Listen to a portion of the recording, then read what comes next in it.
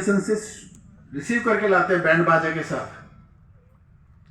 और उससे क्या है कि पूरा समाज देखता है कि अरे देखो ये कौन आदमी इतनी सेवा दे के आ रहा है, कौन आदमी आ रहा है, उससे पहचान बनती है समाज में। एक आपको मालूम होगा कि आजकल ये आदेश तकरीबन सभी फोर्स में हुए हैं आसाम राइफल को छोड़ के, क्योंकि आसाम राइफल नॉर्थ ईस्ट में है, बाकी जगह नहीं है। लेकिन हम कोशिश कर रहे हैं कि जब भी कोई रिटायरी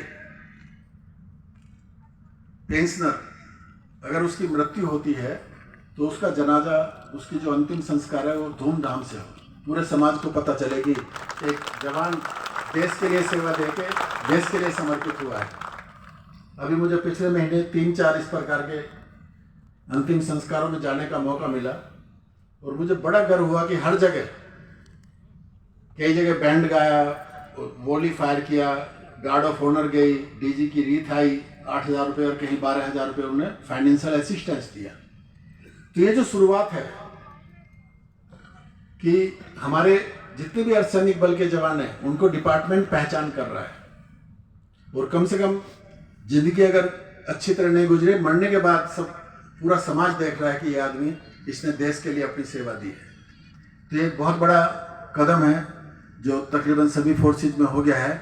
इसके लिए डीजी सीआरपीएफ को नोडल ऑफिसर बनाया गया है, और उनको ये जिम्मेदारी दी है कि सभी फोर्स में एक जैसी व्यवस्था कर दे, एसओपी बना दे। ये नहीं कोई कहता है कि साहब आर्थिक आधार पर मदद करेंगे 8,000 की, कोई आसाम राइफल 12,000 देती है, कोई पैसा देता, कोई सिर्फ एक फूल की रीत ही दे देता है।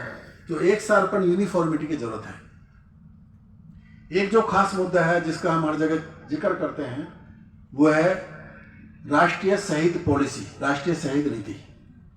जो आदमी देश के लिए अपनी जान दे रहा है उसके लिए एक यूनिफॉर्म पॉलिसी होनी चाहिए देश में।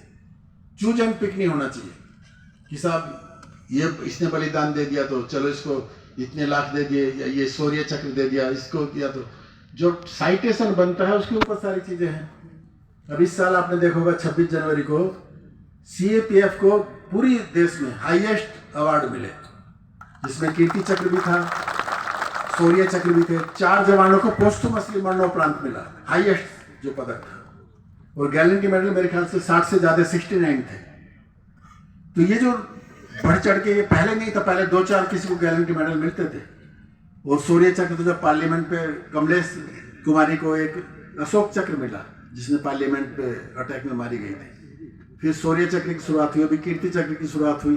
तो भाई अर्धसैनिक बल के जवानों को भी उनके बलिदान के लिए देश पहचान रहा है, और जो हाईएस्ट अवार्ड है वो बहुत ज्यादा मात्रा में मिल रहे हैं। तो जैसे आरकेएस जी कह रहे थे कि हर जिले में उनका एक शहीद स्मारक होना चाहिए, शहीद स्मारक पे काले ग्रेनाइट पे उनके नाम अंकित होने चाहिए। ये तो बहुत छोटी सी चीजें जो हम कर सकते हैं, देश को और समाज को उनके प्रति करना चाहिए। किस तरह से आने वाली पीढ़ियां उनके बलिदान को याद रखेंगी। यही तो चीज है कि जिस आदमी ने देश के लिए इतना बड़ा बलिदान दिया है उसको हम दर्ज करें उसकी शहादत को, और जिससे जो भी इस तरह के राष्ट्रीय दिवस और ऐसे दिवस आते हैं उस पर उनको जाके पुष्प चढ़ाएं।